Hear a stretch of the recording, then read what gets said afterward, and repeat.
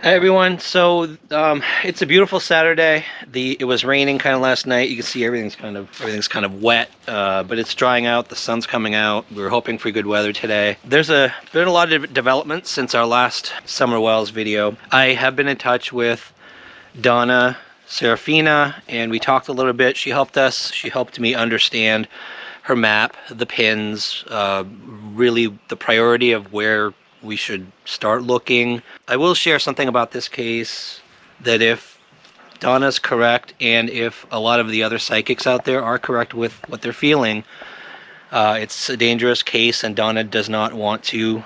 One reason she stopped this is when she realized really the level of evil, the level of potential for organized crime and things like that. She was nervous about her own protection, probably spiritually, but physically, obviously. And I respect that. I appreciate her help with guiding me in our phone call on where to continue with her map that exists out there on the internet. I would never ask Donna or anyone else to be willing to put themselves at risk. Several things. I have noticed that many of the other psychics out there, I mean, maybe they talk to each other, maybe they don't. Some of them seem clearly unconnected and kind of independent, doing their own thing. Some of the channels are very small and very few viewers, but yet that particular psychic's reading matches Donna's and others as well. So just the collection of commonality, it signifies that this case is definitely really strange, very different than most other cases. If you look at the psychics that do this, they don't come out and say in every single missing child case, oh, this is very dark, this is very dangerous. They don't say that in every single case. It's not like a thing they do. And yet in this case, from the beginning, as psychics got into doing readings, one after another, you get the very clear sense that they start getting really scared. They get sick from doing the readings, from what they see, which, if true, and again, take that with a grain of salt, this is something we're using as a way to guide our direction of searching, for lack of anything else that comes out of the woodwork, anything more evidential. We are using this as just sort of a guide, a compass to point us in the right direction. I'm going to protect Donna. I'm not going to ask her to get involved in the case or fly her here and have her walk around town with me. If she sees this level of evil and is afraid, I understand that, and I will not ask her to do that. But I will use what she's provided. I will use what other people have provided, and I am going to keep looking. And I would say to any of those people, if it's true, and if you're in this group, if you're one of the people who have either done it or watched it or know about it, I think now is the time to do something about it. I'm sure you still have a conscience, even though you've either done or seen bad things. I'm sure deep down that you know that it's wrong.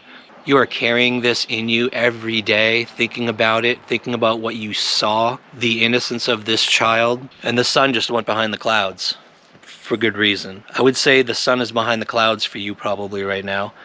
And I think it has been killing you inside for a long time. If you are a police officer or a firefighter, or you work in government in a powerful position, in a powerful office, if you are a CEO, business owner in the community, I would ask you to really think hard and look around at any clues that you've seen or any sign that you've seen that there are people in power near you, working with you, who could be involved in something like this, because people see things, people sense things about their coworkers, about their business partners, and you are probably in a better position than anyone else to get information about these people and provide that to the TBI and expose whatever's going on out there.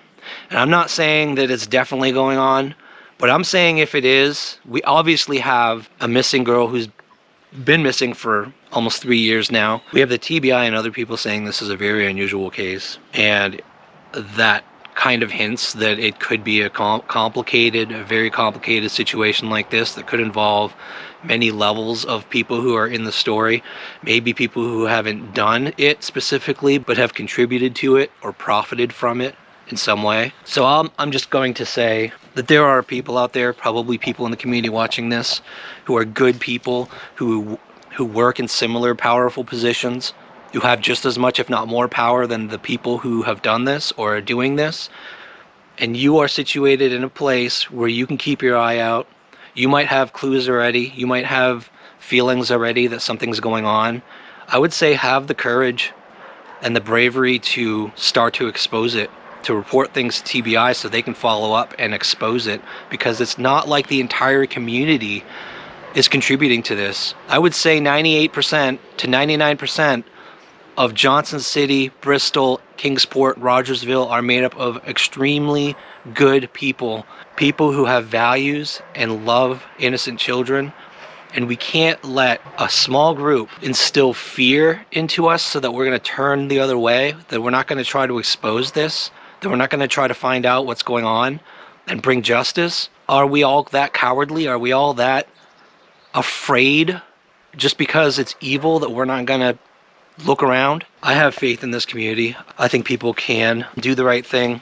I think people who've seen things, even the people who have probably participated and it's eating them up inside, that they feel this evil is driving them, you can get help and you can be a hero.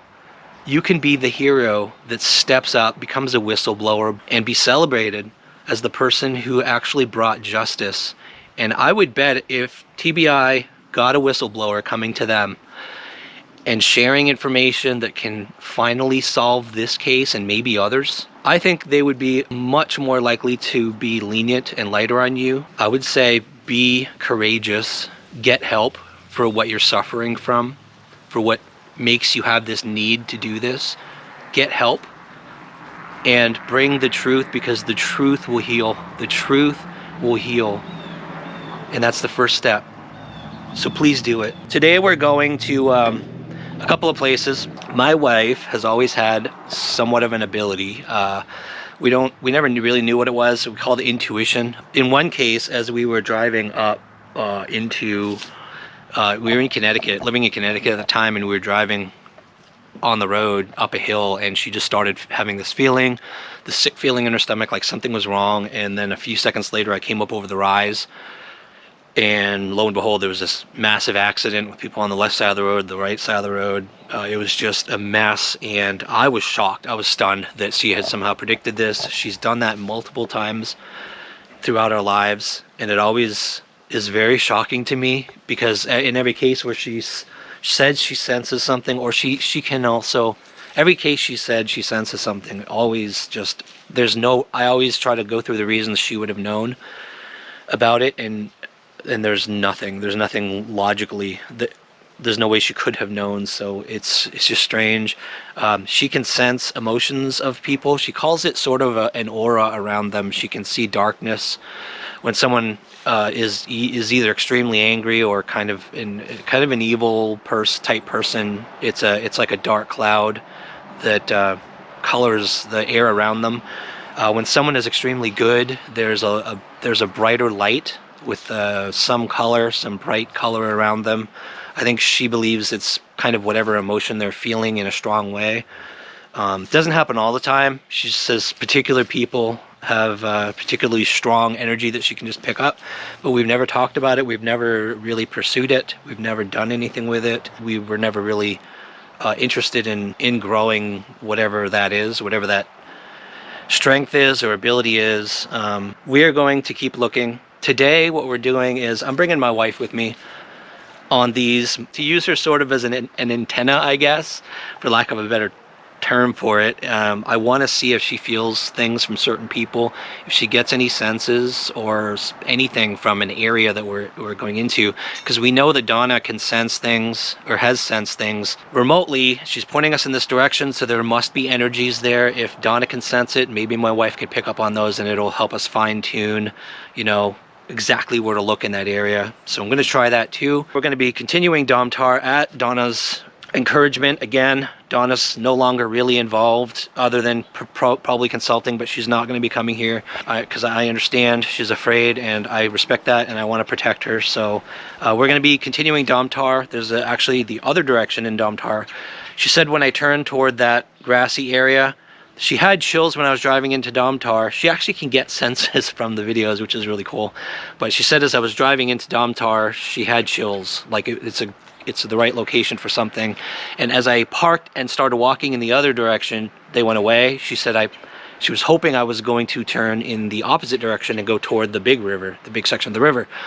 So we're going to go to Domtar today. We're going to do that. Just want to get over there and see what I see in the water on that side of Domtar, and we'll explore the Long Island area as well. So that's the plan for today. It's going to be an interesting one, so let's get going.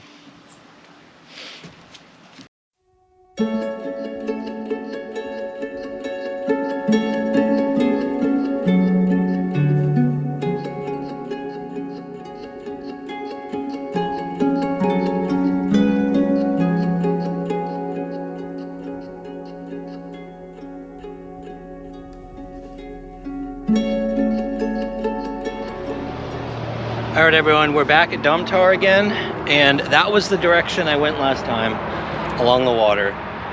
Donna had told me when I started going in that direction, she lost the kind of sensation she was feeling, that I should have gone the opposite direction. Opposite direction of that would be the opposite direction toward the bridge and then toward the paths. And then I thought her pins are in the island or in the water on that end, which isn't quite opposite, so I'm not sure what opposite means. But my wife, before we were coming here, she kind of did a quick reading, and we were led to the south, the path at the south end of the park. This direction is south.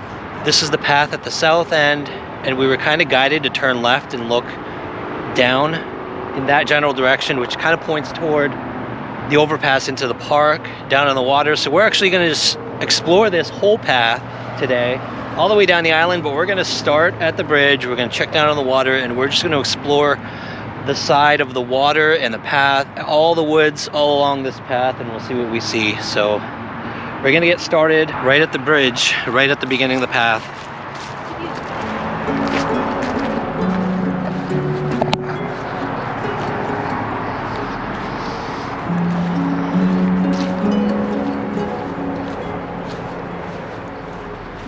Yeah, there's kind of a path actually, Jen. There's a path. Apparently people do come down here.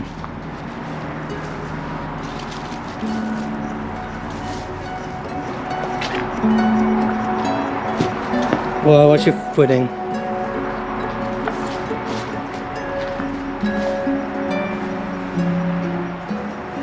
Again, every time I come to the water is just so shallow. I can see the bottom. There's a big pole rock here. It is a drop here, so it's totally clear. Along the edge, there's a log, actually a hollow log.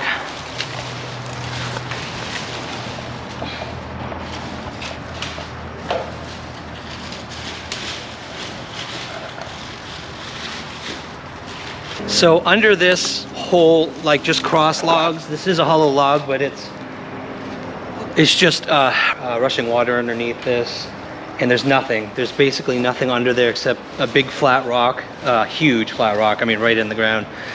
There's nothing under there for sure. So my wife did find something and screamed. She decided to look in a box that was in that hole. She felt like there was something in that box, and there was something in the box. A big old snake coiled up in there.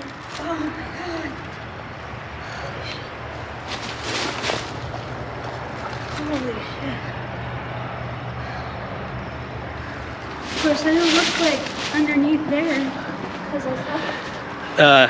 Yeah, that was a loud scream. Scared even me.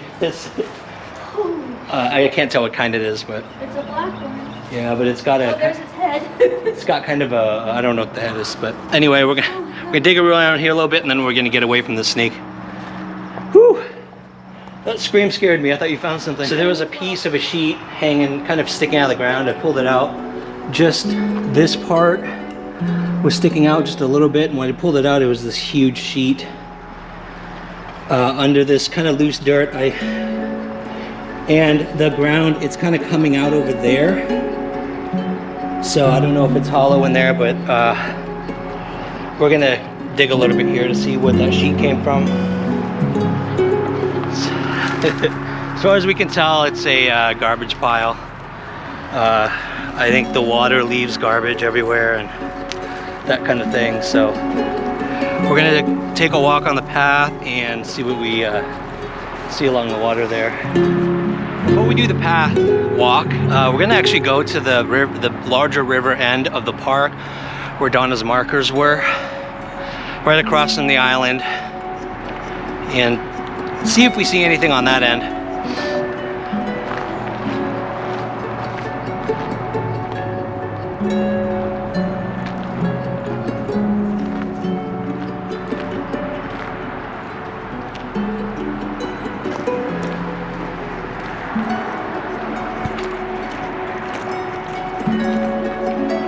Yeah, yes, yeah.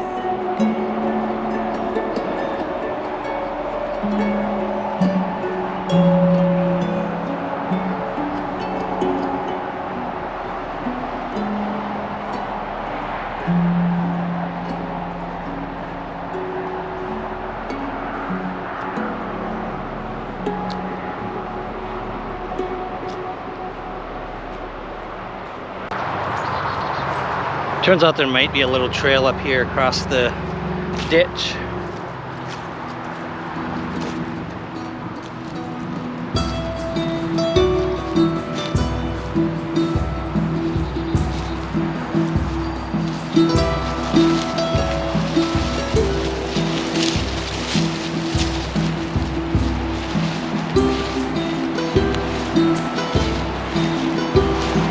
Just a little foot trail. Yeah, it is wet, which is where it's supposed to be.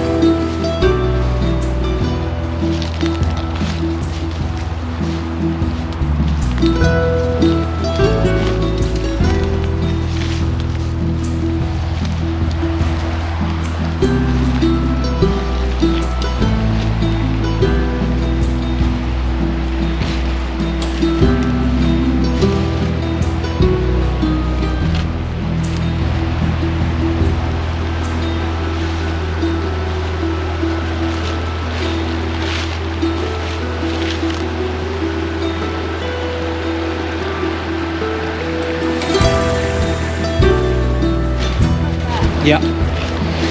Thorns, they're wonderful. Pretty here. It is very pretty.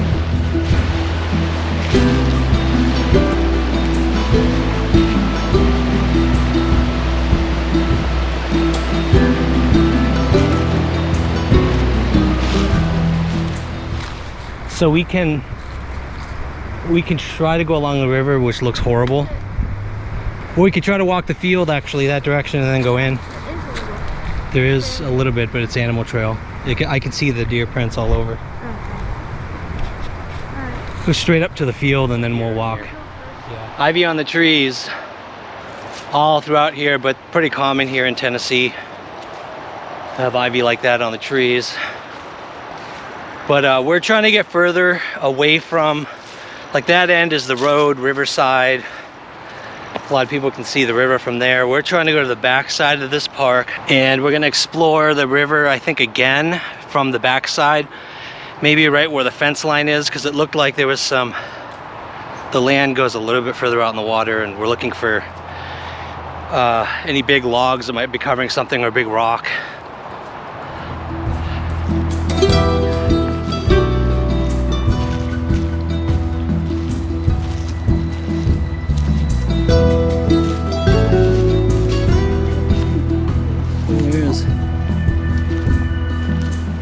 Oh, that's steep, and that's a ravine, and you have to walk down sideways. She said it's going to be, you're going to have to walk down sideways because it's so steep. Be careful.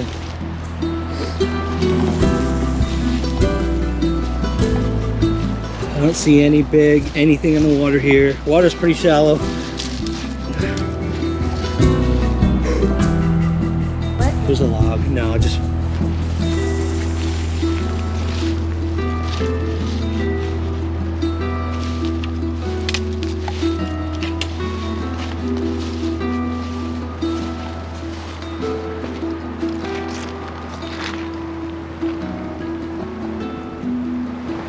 shallow. I mean, And the water's lower than it normally is.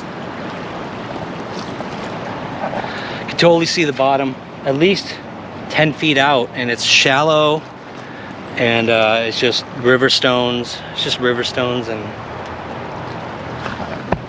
not much else. There's little shells.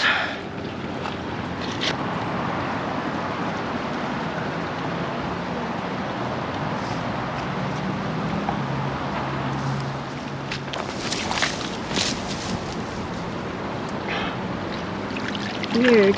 It's a tree. Oh.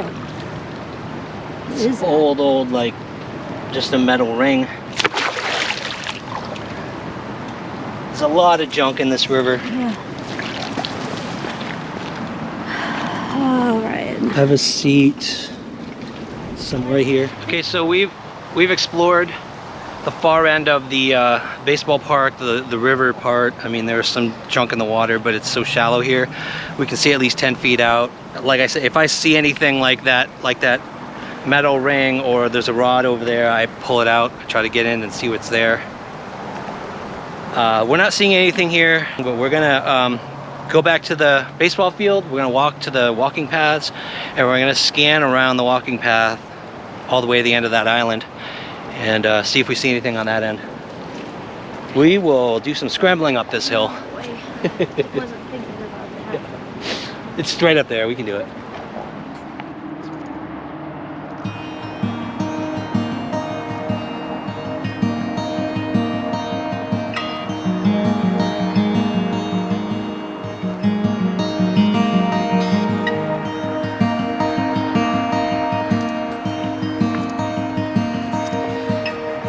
Huh? Yeah. What?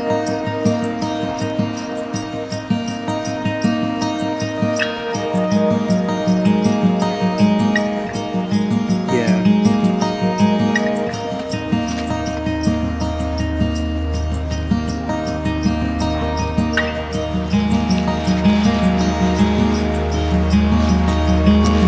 I think it's a lot of people fish down here.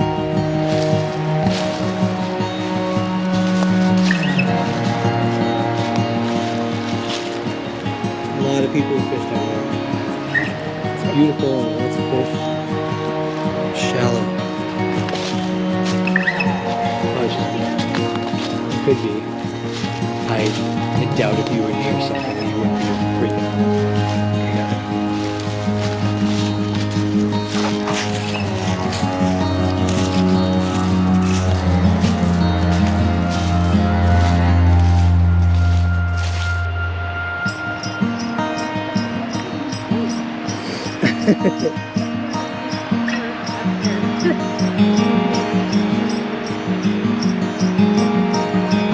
It's pretty down there. Huh? Yeah. I'm sure it's trash. It is beautiful.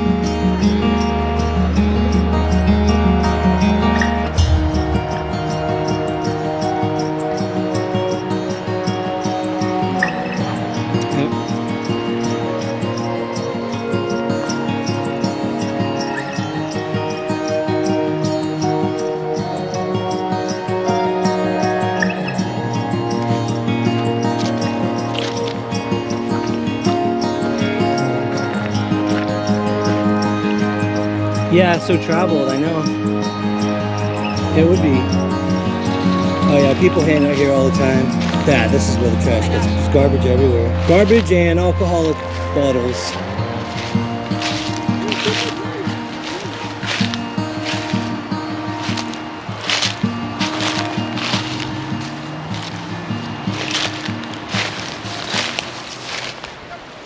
There's nothing out here.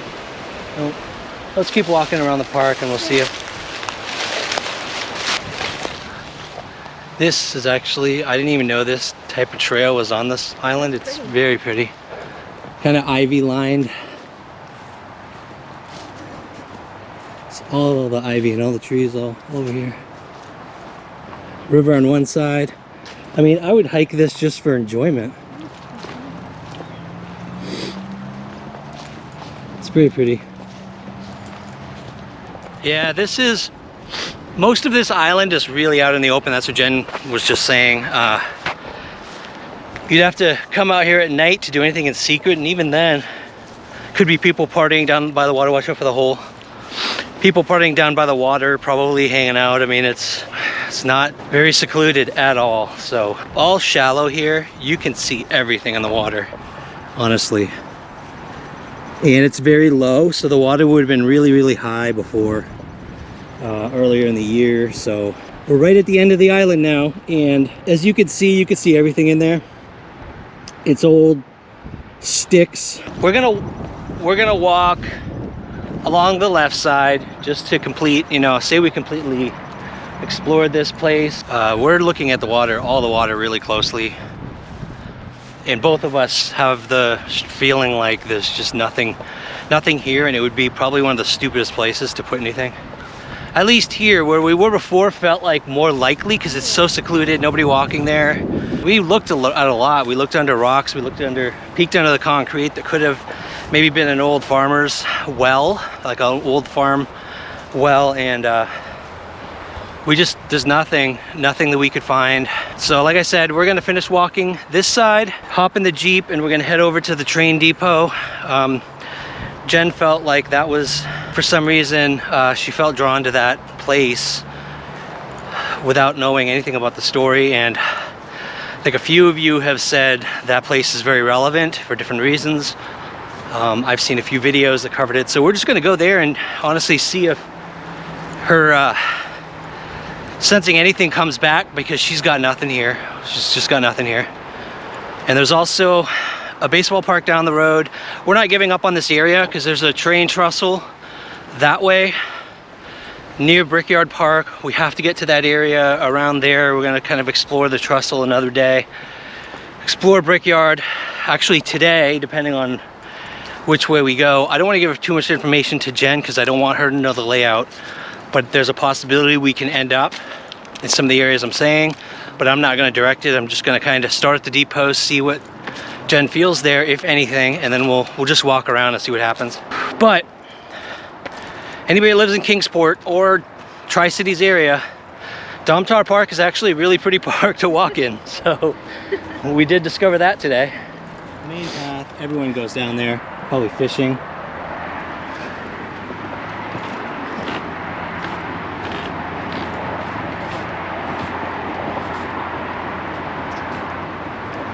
It's like a beach. Yeah, look how shallow, again, the water's really shallow. Now this footbridge, I'll be honest, somebody could have taken something out in the middle of this footbridge. The deeper water down there, as you get maybe 20 feet out, you can't see the bottom anymore. So the middle of this suspension bridge, you lift something up and over. So it would be a good place on each side of this bridge to drop the camera, walk back and forth.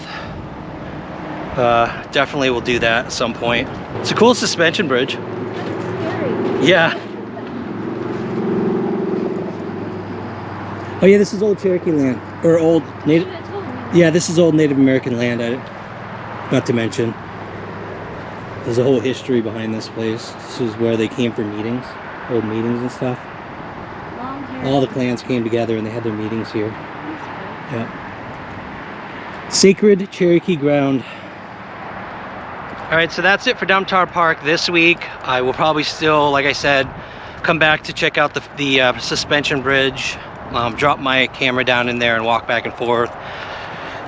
See if anything turns up on the camera at the bottom, and it's clear enough. I don't know how clear the water is going to be. I'm going to try not to disturb the bottom, but right now we're going back to the Jeep, and we're going to drive over to the depot and see if we can get anything there, and we'll walk probably on some of the streets. There's back roads out there that are kind of hit behind the town that nobody goes on, and there's some stuff back there. There's old buildings, abandoned places, collapsed buildings. So we'll see where we're led to walk there, but we're gonna start at the depot and see what happens.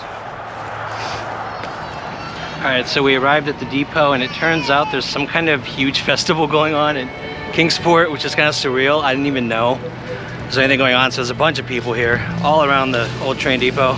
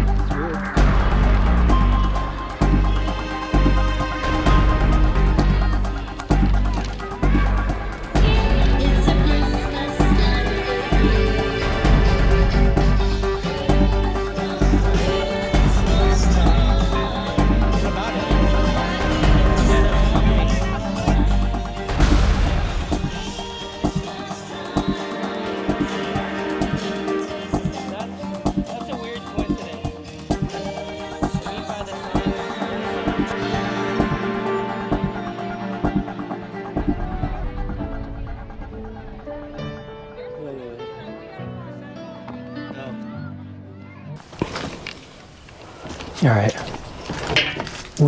We are back home from the train station, and that last situation pretty much took all the energy out of mostly Jen, but myself too. When we got to the train station, as you can see, there were tons of people we did not expect. We didn't know anything was going on downtown. A Christmas festival mid-November before Thanksgiving seemed Train really ride, Santa train. like a train, It said Santa train. Santa train. So, as you saw in the video, so before we had gone, Jen had written some just random kind of brainstorming, sorry for the smoke, writing, automatic writing, something like that. And one of the clues she had written was a sign in the sun. And I thought when we got there, I was looking up because I expected there to be a tall sign that was literally in the sun, hopefully pointing us in a direction, or a picture of a sun or something sun related.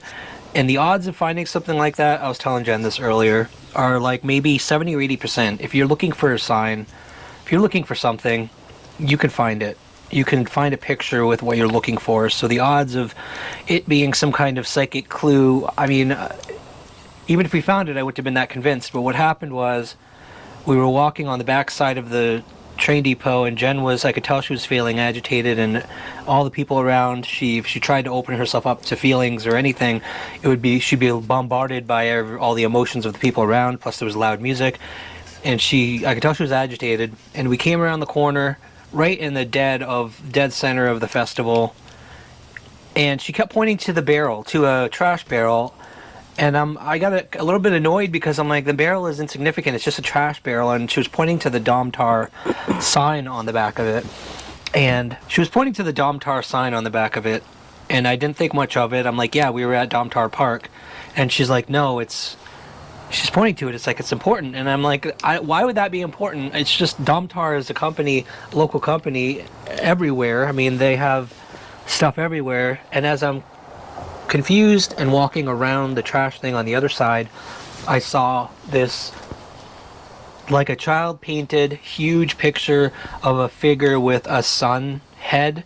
Like the whole head was just a yellow sun, and it was directly on the opposite side of the trash barrel that she would have even known. She didn't see that sun picture. She was just pointing at the barrel saying it's important, and that's to me what convinced me that it was some kind of sign. And then we had to leave because she was overwhelmed. So what was your impression of it? What did you feel when we were at the train depot? Could you sense anything other than everyone's emotions? Well, it was kind of difficult. We did walk past a section that had a pile of rocks over it, and I got a feeling there, some sort of feeling. But it was just so busy, and all the hyped up energies of the kids around, and all the people walking around, and then Christmas music blaring.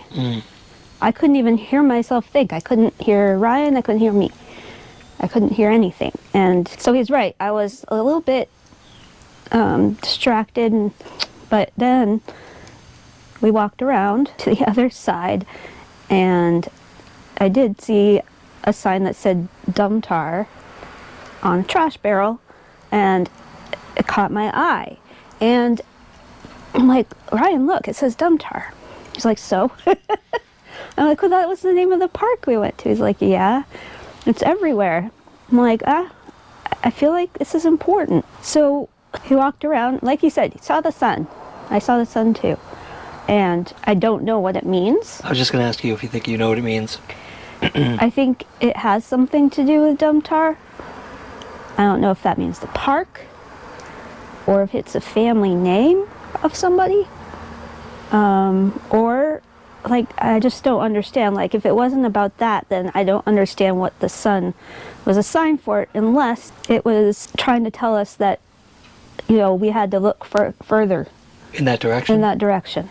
The direction of where the sticker and was? The direction behind that trash barrel was where I saw that mound of rocks. It was a concrete thing on top of it too. Yeah. That's movable, but there was, piles of rocks someone had dumped there. Right, but And dirt. like I said, there's so much energy going on there, and people are yelling, kids are running. That really distracted me. You know, it's hard to say if I was really tuning into something when I saw the pile of rocks or not, but it gave me pause. I stopped there and looked at the rocks and thought that was weird, because it looked like a pile of rocks was just, you know, dumped there. Don't you think? I do. We need fire.